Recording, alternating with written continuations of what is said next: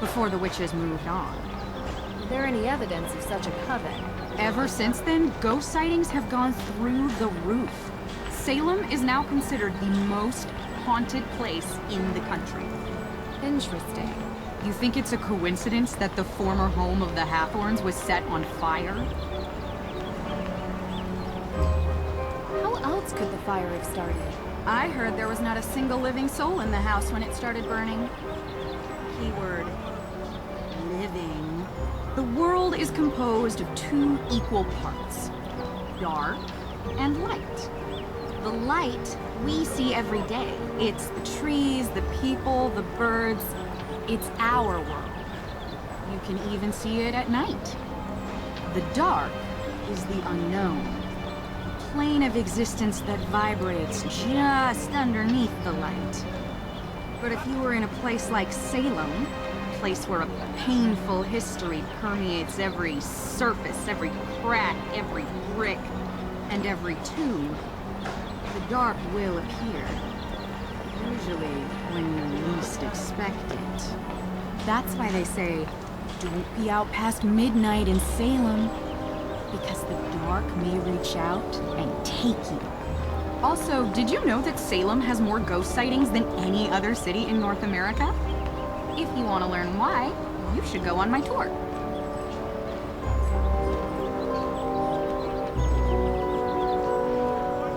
Talk to you later.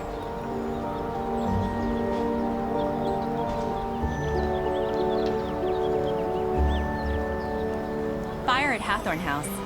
We all know certain renegades in this town know something or two about fire. May Perry? You don't think she'd do it again, do you? She was so young. Wouldn't surprise me. Creeping around back alleys with her hood head down? Where there's smoke, there's fire. Well, with her history, she's bound to already be in the sights of the neighborhood watch. So we'll find out soon enough. My thoughts exactly.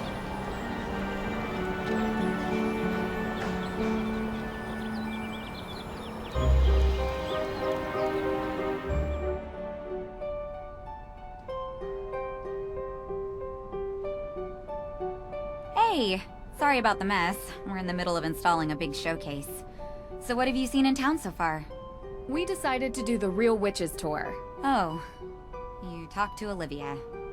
What's with her getup? Witch? Street magician, maybe? Everyone has to make a living. Is she telling the story about a coven living here in the recent past? Yeah. Why? Just bad taste. Olivia is quite the local character. I hope you don't mind if we do the tour. I want to see more of the town, and finding out a place's old superstitions is kind of a habit I've gotten into. I'm excited to look around the museum. Of course. How's the investigating going? Any progress with May? I've got some leads. I haven't had much progress with May, though. I was wondering if I could ask you a couple of questions, if you have time. Sure thing. How can I help? What's this new showcase about? Yes, this new showcase is going to be really cool. Just in time for Halloween, you know? But what is it about? If you come back on Halloween, I'll show you. Can I show you something? I found this letter at your house, and I'm curious who wrote it. Let me see it. Do you recognize it? No, I don't. Were you digging through our trash? I saw it. Couldn't help myself. What can I say? I love a good puzzle. It's trash. Can you keep your assistant out of my garbage? She's not my... Assistant isn't really the right word. I can think of others. Fine. Anything else? Nancy doesn't let any details slip by her, no matter how mundane. And that just might be what we need to help May. Oh, okay. Well, I don't know what it is. I've never seen it before. Could be one of May's weird friends from school, for all I know. Okay? I thought she didn't really have any friends. Well, I don't know who wrote it, okay? So what's the deal with these pumpkins? Oh, yeah. I've prepared some pumpkins that visitors can carve and bring with them to place around Salem. Feel free to give it a try if you want. It's really fun and completely free. Talk to you later.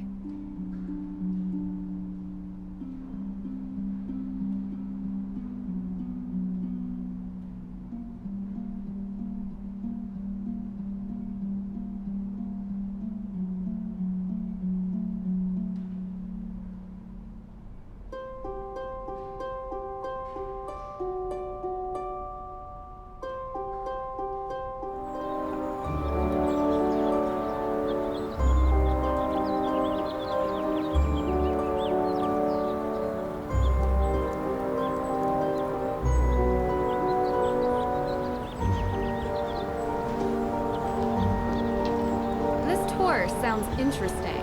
Welcome on my tour. Thank you.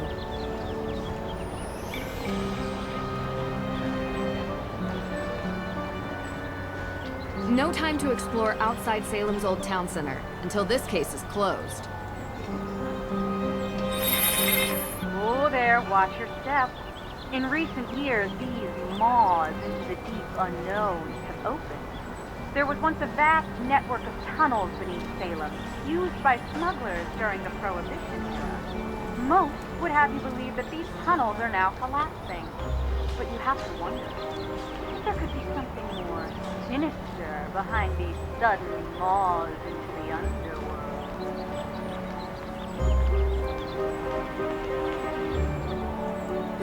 The Salem...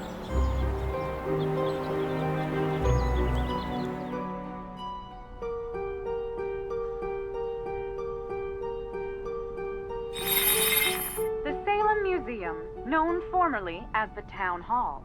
Not only a great resource for the Salem witch trials, it also holds records of other interesting facets of our local history.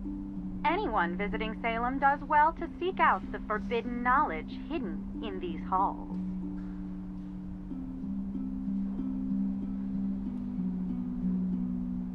The carefully researched genealogy of several accused witches. Their names weren't fully cleared until 2001.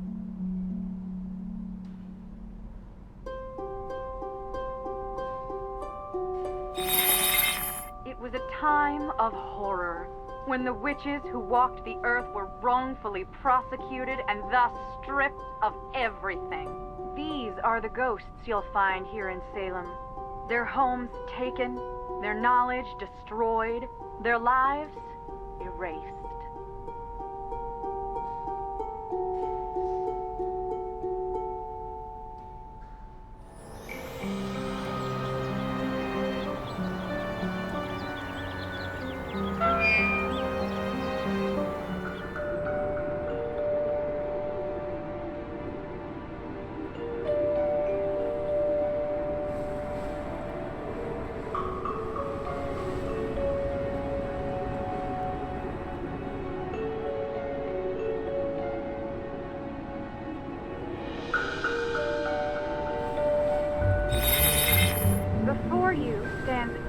Hathorn, helping the accused witches escape the grasp of her own brother, Judge Hathorn himself.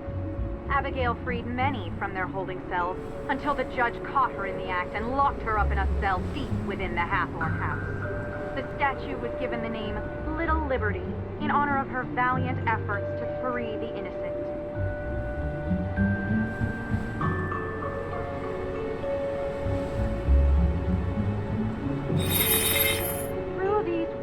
Lies the infamous Hathorn estate. It was common during the Salem witch trials that the lands of the accused were taken and resold for cheap. The judge himself bought many such lands, and on them built his grand estate. The Hathorn house has since come to represent all the wrongs that were inflicted during the trials.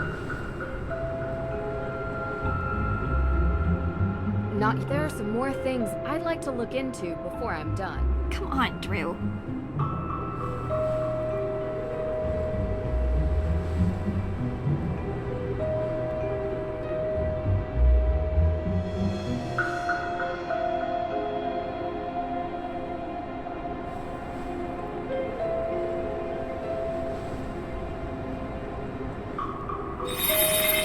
These headstones bear names lost to history, but Some believe they belong to those sentenced for witchcraft.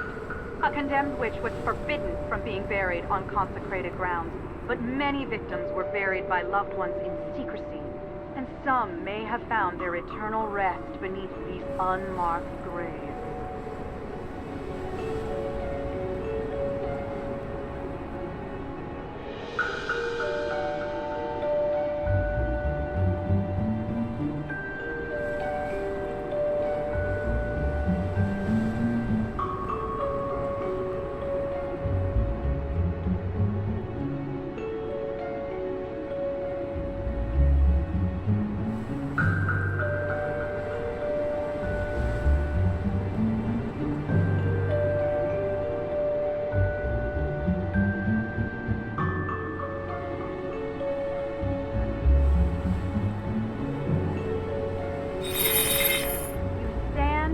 The remains of Salem's most zealous and conniving judge. So lacking in morals was Judge Hathorne that he sentenced innocents to death while claiming the estates of the dead as his own. Unlike the more remorseful Judge Sewell, Hathorne never felt any guilt for his part in the Salem witch trials.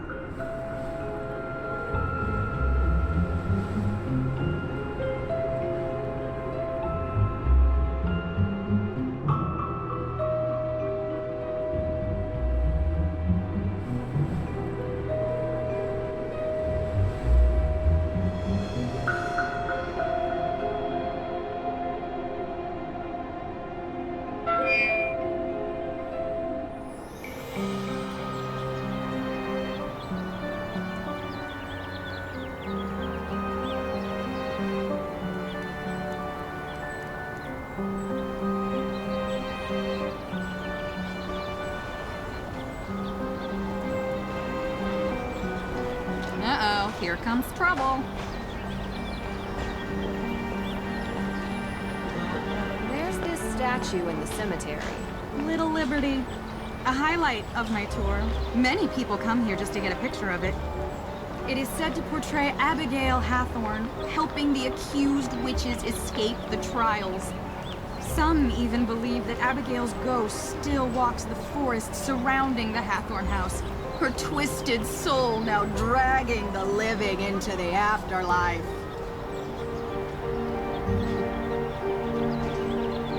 Talk to you later.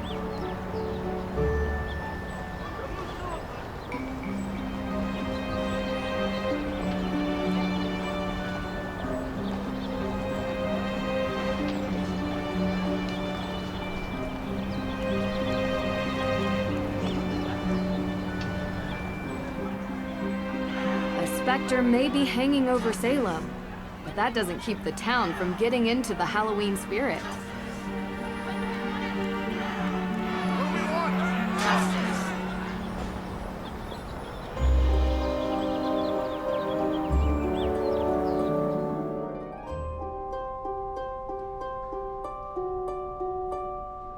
The carefully researched genealogy of several accused witches.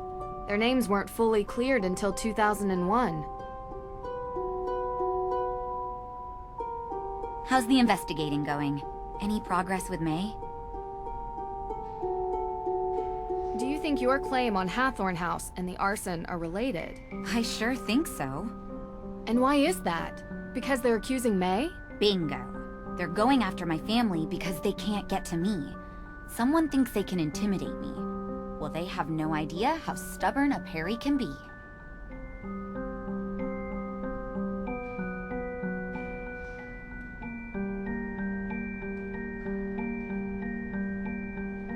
Do you have any more information about the Salem witch trials? Did the exhibitions manage to spark your interest? They did. I found this display showing the ancestry of the accused, but it didn't seem fully complete. I was wondering if you had more information stored here somewhere. Well, we do have the upper floor, which is also where I keep most of my accused witches stuff. Would it be okay for me to go up there? I'd really like getting a better picture of the history of Salem. Usually we don't allow people up on the second floor. It's restricted. But maybe just this once I can make an exception. You are here to help, after all. So if you think it would benefit you, feel free to go